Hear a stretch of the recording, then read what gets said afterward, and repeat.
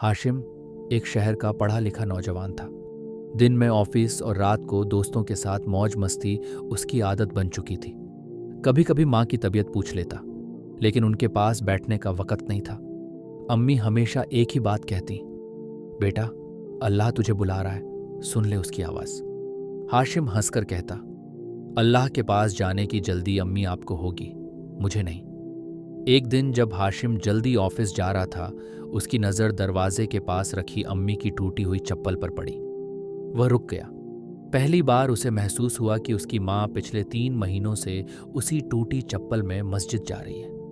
उसे अजीब सा एहसास हुआ, लेकिन फिर भी वह कुछ बोले बगैर निकल गया। शाम को दफ्तर से लौटते वक्त हाशिम ने सोचा कि माँ के लिए नई चप्पल खरीद लूं, लेकिन रास्ते में उसकी नज़र एक पुराने कब्रिस्तान के पास बैठे बुजुर्ग सूफी पर पड़ी। हजरत मियाँ जमीन पर बैठकर कुछ लोगों को समझा रहे थे। हाशिम यूं ही रुक गया। एक लड़का पूछ रहा था, हजरत, अल्लाह इंसान को कैसे बुलाता है? हजरत मुस्कुरा कर बोले, कभी टूटी चप्पल से, कभी माँ की दुआ से, कभी किसी की मौत से। अल्लाह हर दिन बुला रहा होता है, फर्क बस इतना है कि सुनता कोई कोई है। हाशिम के पांव जम गए। ये अल्फाज सीधे उसके दिल में उतर गए।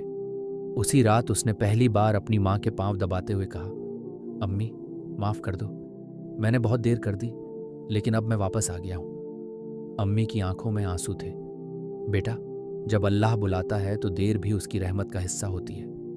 हाशिम ने फिर कभी नमाज नहीं छोड़ी और अगले ही हफ्ते उसने माँ के साथ उम्रा का इरादा कर लिया।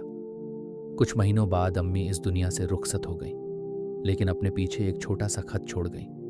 हाशिम, मेरी टूटी चप्पल देखकर तूने जो सुना वो अल्लाह की पुकार थी। जन्नत की राह मुश्किल नहीं, बस दिल की चप्पल पहननी होती है, जिसमें मोहब्बत, तौबा और सब्र हो। अल्लाह तुझसे बहुत मोहब्बत करता है बेटा।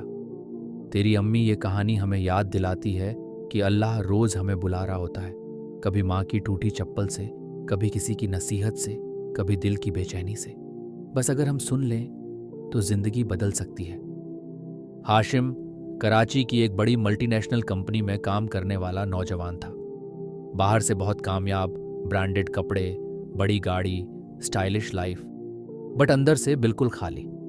वो 5 वक्त की नमाज की अजान को अपने कार के शीशे बंद करके रोक देता था। रोज दफ्तर से लौटते हुए उसका घर सामने आता, मगर उसे घर से ज्यादा दोस्त, रेस्टोरेंट और सोशल मीडिया की पार्टीज खींच लेती। घर में उसकी अम्मी, बुजुर्ग, बीमार मगर रोशन दिल वाली औरत चुपचाप उसका इंतजार करती। उनके हाथों में कंपन आ चुकी थी, मगर तस्बीह की माला नहीं छूटी थी। अक्सर वो रात 1 बजे घर आता। अम्मी दरवाज़ा खोलते हुए कहती, बेटा, बहुत थक गए होंगे, आ जाओ, खाना गर्म है, मगर एक नमाज भी खा लो। हाशिम हंसकर कहता, अम्मी, आप तो बस अल्लाह अल्लाह ही करती रहती हैं। नमाज से पेट नहीं भरता, काम करना पड़ता है। अम्मी कुछ नहीं कहती, सिर झुकाकर दुआ में लग जाती, या अल्लाह मेरे बेटे को उसके दिल की सुनने की तौफीक दे दे। एक शाम बारिश हुई थी। हाशिम जल्दी घर आ रहा था। घर पहुंचते ही उसकी नज़र दरवाजे के कोने में रखी अम्मी की पुरानी टूटी चप्पल पर पड़ी। वो हल्का सा रुका। याद आया कि ये चप्पल तो बहुत पहले की है। उसने अम्मी से कभी पूछा भी नहीं कि उन्हें नई क्यों नहीं दिलवाई। वो अंदर गया और कहा, अम्मी, ये चप्पल बहुत पुरानी लग रही है, फेंक क्यों नहीं देती? अम्मी ने मुस्कुराकर जवाब दिया, बेटा, इसी में तो कई बार मस्जिद तक चलकर अल्लाह से तेरे लिए दुआ मांगी है। अल्लाह को ये चप्पल अच्छी लगती होगी। हाशिम चुप हो गया। पहली बार उसकी आंखों में एक अजीब सी नमी आई। उस रात हाशिम बहुत बेचैन था। न इंस्टाग्राम अच्छा लग रहा था, न नेटफ्लिक्स। दिल जैसे किसी अनजान खामोशी से घिरा हुआ था। उसने गाड़ी निकाली और बिना वजह सड़कों पर चलने लगा। रास्ते में एक पुराना कब्रिस्तान पड़ा और वहां एक दरवाजे के पास बैठे हुए हजरत मियाँ नजर आए। एक सफेद दाढ़ी वाले बुजुर्ग जो कुछ लोगों को बहुत प्यार से कुछ समझा रहे थे। वो गाड़ी से उतरकर पास गया। एक नौजवान पूछ रहा था, हजरत, हम कैसे जाने कि अल्लाह हमें बुला रहा है? हजरत ने जमीन से एक पत्ता उठाया और कहा, जब दिल अचानक नम हो जाए, जब किसी की बात तुम्हारे दिल के अंदर तक उतर जाए, जब दुनिया की रंगीनियां फीकी लगने लगे, समझो अल्लाह बुला रहा है। कभी माँ की टूटी चप्पल से, कभी किसी की दुआ से, कभी एक कब्र की खामोशी से अल्लाह हर रोज तुम्हें बुला रहा होता है। फर्क बस इतना है कि कोई सुन लेता है, कोई सोया रहता है। हाशिम के पैरों तले जमीन खिसक गई। वो जान गया था ये बुलावा उसी के लिए था। उस रात वो घर पहुंचा तो अम्मी सो चुकी थी, मगर हाशिम उनके पैरों के पास बैठ गया और पहली बार नम आंखों से कहा, अम्मी, मुझे अल्लाह की आवाज़ सुनाई दी है। अम्मी जाग गईं, कांपते हुए हाथों से उसके सर पर हाथ फेरा और कहा, बेटा, मेरा रब बहुत करीम है। तू आज नहीं भी आता तो कल बुला ही लेता, लेकिन तू सुनकर आया है, यह सबसे बड़ी बात है। अगले दिन हाशिम अम्मी को लेकर बाजार गया। खुद उनके लिए नई चप्पल खरीदी। पहली बार उन्हें मस्जिद छोड़कर आया और फिर खुद वुजू करके पहली बार नमाज अदा की। 3 महीने बाद अम्मी दुनिया से रुखसत हो गई, लेकिन अपने पीछे एक छोटा सा लिफाफा छोड़ गई जिसमें एक खत और पुरानी चप्पल रखी थी। खत में लिखा था, मेरे प्यारे हाशिम, तू जब पहली बार मेरी टूटी चप्पल पर रुका था, उस दिन मुझे यकीन हो गया था कि तेरा दिल अल्लाह की तरफ पलटने लगा है। इस चप्पल में तुझसे जन्नत की दुआ मांगी थी। अब ये तेरे लिए एक अमानत है, याद दिलाने के लिए कि अल्लाह के रास्ते में चलने के लिए कभी बड़ी चीज़ों की ज़रूरत नहीं, बस एक माँ की दुआ और दिल की सच्ची तौबा चाहिए। तेरी अम्मी, इस कहानी का हर लफ्ज़ एक आवाज़ है जो आपके दिल को पुकारती है। कभी किसी बुजुर्ग की बात सुन लो, कभी माँ की टूटी चप्पल को देख लो, कभी अपने दिल की बेचैनी को समझो, क्योंकि अल्लाह बुला रहा है। हाशिम न सिर्फ पढ़ा लिखा था, बल्कि दुनिया के हिसाब से बहुत आगे था। MBA किया था, एक नामी कंपनी में सीनियर पोस्ट पर था। पगार इतनी कि 1 महीने में 2 बार दुबई ट्रिप कर सकता था। उसकी जुबान पर तर्क थे, अक्ल थी, डिग्री थी, बट दिल से फासला था। जब अम्मी उससे अल्लाह की बात करती तो कहता, अम्मी, अब वो ज़माना नहीं रहा, तस्बीह से क्या होगा। इस दौर में कामयाबी की चाबी स्किल्स और नेटवर्किंग है।